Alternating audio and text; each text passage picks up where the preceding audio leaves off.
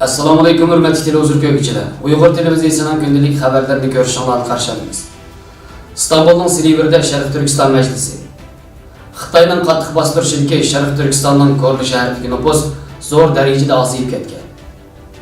Dekabr oyida Uyg'ur masalasi bo'yicha xalqaro qo'lga keltirilgan natijalar. Xitoyning bir qism o'lka shaharlarida Rojdestvo bayrami o'tkazish cheklandi. Tövəndə dixtanlar xəbərlərimizdən təfsili məzmunlarda bolsun.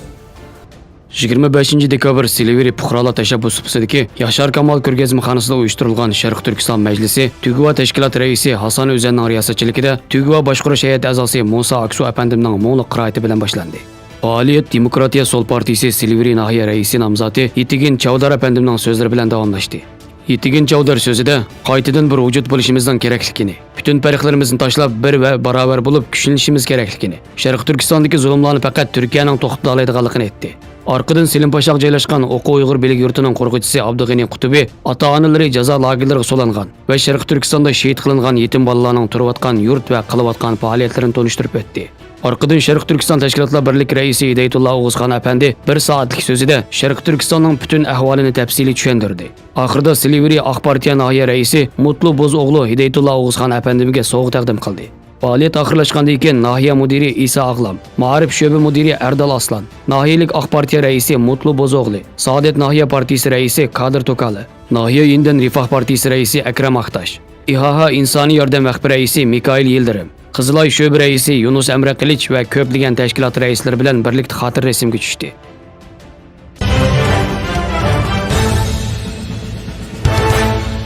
Erkin Osiyo radiosi xabarida Xitoy hukumatining Sharq Turkistondagi keng ko'lamli tutquni boshlangan yaqinqi 3 yilda Korli shahrining nufusi zo'r darajada ozayib ketgan. Angliya Moliya vaqti gazetining xabar qilishicha, Sharq Turkistondagi qattiq bostirish nurg'un Xitoy fuqarolarining ichki o'lkalarga qaytib ketishi shundaqla yerlik iqtisodning qattiq buzg'unchilik uchrashini keltirib chiqargan. Korli shahri atalmış Uyg'ur avtonom rayonidagi ikkinchi cho'ng shahar bo'lib, yaqinqi yillarda bu joy Xitoydagi neft, tabiiy gaz shirkatlarining asosli bazasiga aylangan. Moliya vaqti gazetining xabarida ilgari surilishicha, Xitoy hukumatining yaqinqi 3 yil ichidagi bostirishida Korli shahrining nufusining yarmi ozayib, burunqi 500 mingdan 600 minggacha bo'lgan shahar nufusi hozirgi 200 mingdan 300 minggacha bo'lgan songa tushib qolgan. Xabarda Korli shahridan ayrilgan bu nüfusning ko'p qismi Xitoy neft shirkati tomonidan barpo qilingan Xitoydagi eng cho'ng neft bazasining jalb qilishi bilan kelgan Xitoy ko'chman fuqarolar ekan. Lekin xabarda shahar nüfusining yarmining ozayib ketishida lagerlarga ilib ketilgan yerlik Uyg'ur nüfusining qancha persentini tashkil qiladiganligi, shundaqla buningda doimlik yoki oq nüfusining ko'zi tutilganligi aniq ta'kidlanmagan. Xitoy taratqullarining ilgari surishicha, Korli shahrida 400 ming oq nüfus yashaydi ekan. Moliya vaqti gazetining xabarida Xitoy doiralarining oz deganda 3 milliondan ortiq Uyg'urni tutqun qilishi, nurg'un joylarni odamsiz izitqi shaharlarga aylantirib qo'yganligi, buning yerlik iqtisodga qattiq buzg'unchilik qilganligini ta'kidlagan.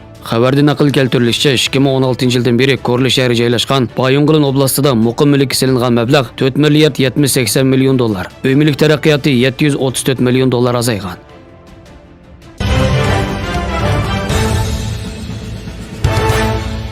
Bu yil dekabr oyida Uyg'urlar to'g'risida orqa-orqadan vujudga chiqqan voqealar jazo lagerlari masalasini dunyoga yana keng tanitdi.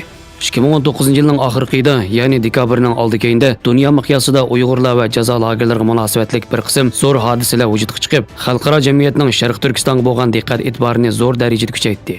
Oldi bilan 3-dekabr kuni Amerika Qonun palatasida Uyg'ur 2019 nomli qonun loyihasining ma'qullikdan o'tishi bo'ldi. Bu qonunning ma'qullanishi xalqarada Xitoyga berilgan ajallik zarba, Uyg'urlar qilingan zo'r hassadorlik deb ta'riflandi. Xalqaro matbuotlar buni bas-basda e'lon qilib qolmay, Xitoy taratqullari buningga qarshi ko'plagan norozilik inkoslarini bildirdi. Hatto atalmış Uyg'ur avtonom rayonining qo'rchoq raisi Shuhrat Zokir lagerdagilar o'qish bitirib uyga qaytdi, ishga o'rinlashdi degandek yolg'on bayonotlarni e'lon qilishga majbur bo'ldi.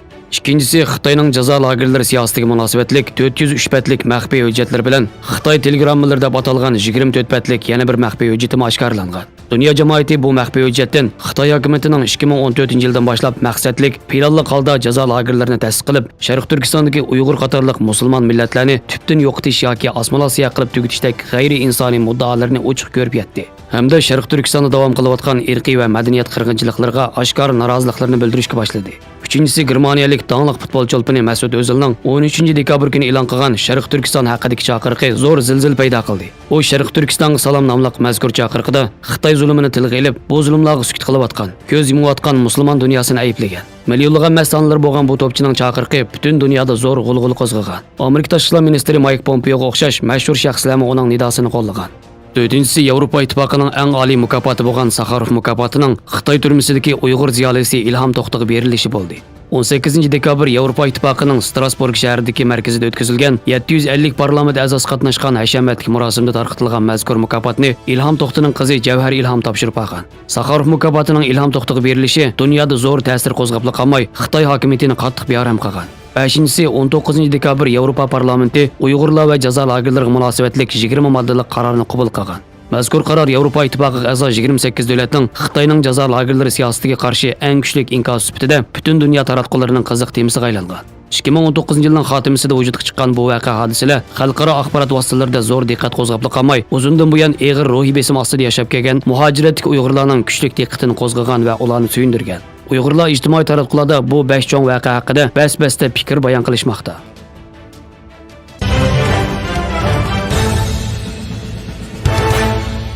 Amerika ovozi agentligining 24 dekabrdagi xabarida Xitoyning bir qism o'lka shaharlarida Rojdestvo bayrami o'tkazishni cheklaganligi e'lon qilindi.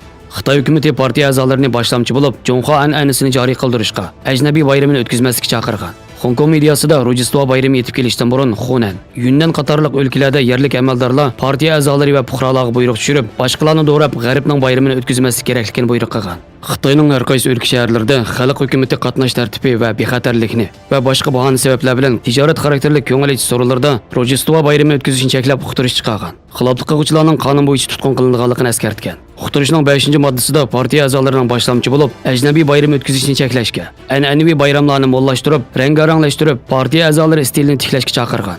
Xitoy medialarining e'lon qilishicha, Guangdong, Henan, Sichuan qatorliq o'lkalardagi Xitoy xristian oilalarining cherkovlarda faoliyat qilishi cheklangan. Hong Kong radio televiziyasining e'lon qilishicha, Beijing qatorliq shaharlarda hukumat ruxsati bilan ochilgan cherkovlarda bunday cheklash bo'lmagan. Xabarlarimizni ko'rganlarga rahmat. Ko'rishguncha omon bo'linglar. Xayr xo'sh. Alloh qamoqda.